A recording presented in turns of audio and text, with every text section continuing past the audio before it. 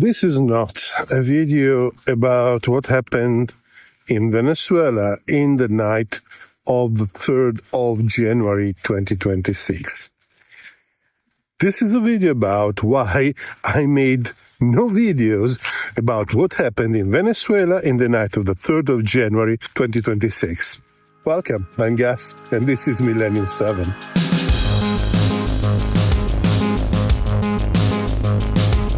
So for those who have been living under a rock, on the night of the 3rd of January 2026, the United States executed an operation in the territory and the airspace in and around Venezuela, and the purpose was to kidnap the then Venezuelan President Maduro and his wife. The operation succeeded, and that was the end of it, at least from a military point of view. Obviously, this is a very important event in the context of the international geopolitics, but from a military point of view, yeah, that was exactly the point. So the operations was very quick, lasted a few hours. There were no losses on the American side, and there were some losses on the Venezuelan side. The American destroyed some of the Venezuelan ground-based air defenses, and this opened the way for a wave of helicopters that flew over Caracas and landed at Maduro's location, neutralized his security guards, and there were some losses there, and then they took Maduro away. He's now in the United States facing trials. And the fact that the operation was executed so brilliant caused an outburst of interesting memes on the internet in which the Russian S-300 or the Chinese JYI-27 raiders were sort of mocked. And, well, to be honest, this was started at quite high level. Seems those Russian air defenses didn't quite work so well, did they? I personally would argue that this operation tells nothing that we didn't already know. And this is the reason why it is not worth covering. And to be honest, what happened was 100% expected.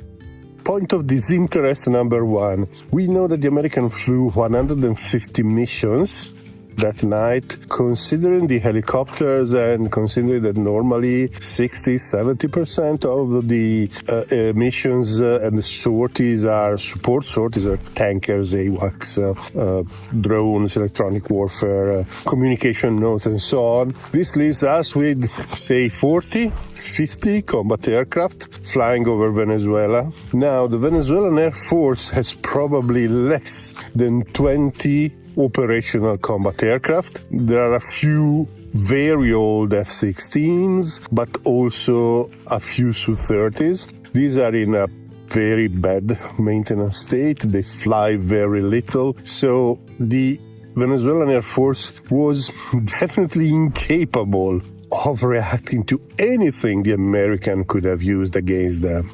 Second point of disinterest.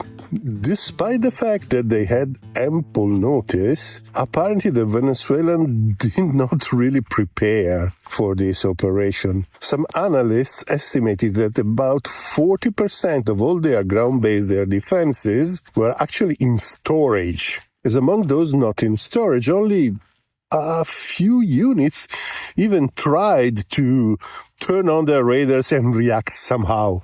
And at that point, it was honestly not surprising that they have been destroyed relatively easily. Point of disinterest number 3.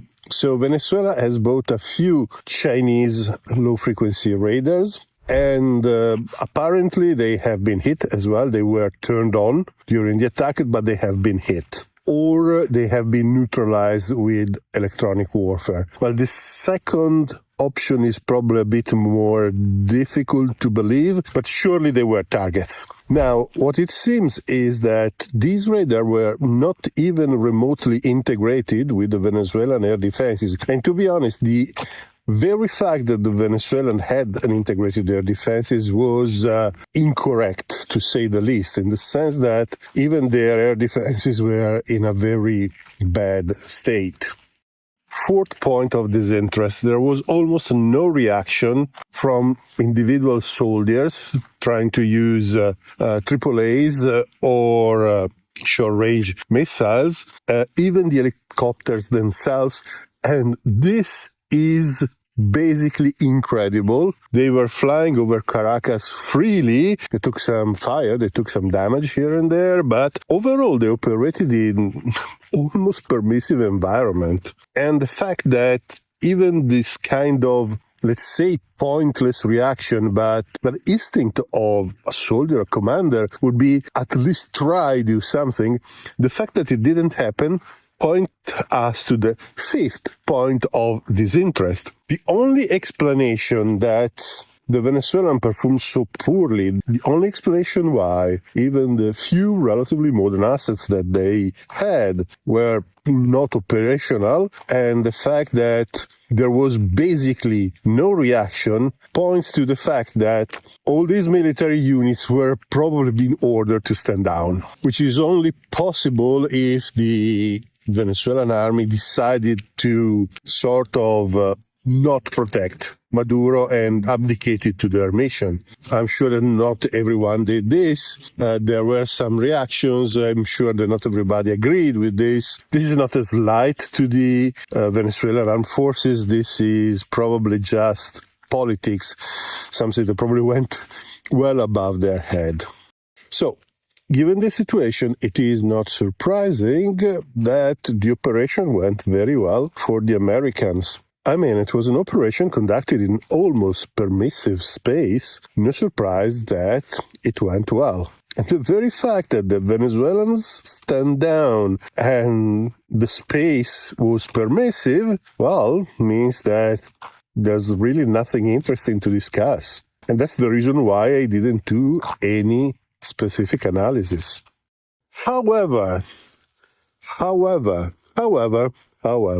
there may be one area of interest. That is, if the Chinese radar were actually turned on. Since they were low-frequency radars, so radars that, in theory, should be capable of identifying stealth aircraft at distances longer than the normal air surveillance or fire control radars, the question is, did they see anything? Well, if they saw anything, probably there was nothing they could do about it because there were, as I said, almost no air defenses active and the Air Force wisely remained on the ground. But the point is, did the Chinese acquire some information on the radar signature of the F-35 and the F-22? I mean, it's a possibility. We will probably never know for many years, but I think it is food for thought. 大家好，我是主播林家远。生活压力大，失眠、浅眠是现代人常见的烦恼。太阳星全效克菲尔益生菌现在进一步推出晚安加强版，添加天然 GABA、色氨酸、茶氨酸、香蜂草4大天然草本。选择太阳星全效克菲尔益生菌，做好日常保养，身体轻松无负担。每日克菲尔，时刻美好 ，Good Feel Good。请上快点购为健康下单，输入推荐码有额外折扣。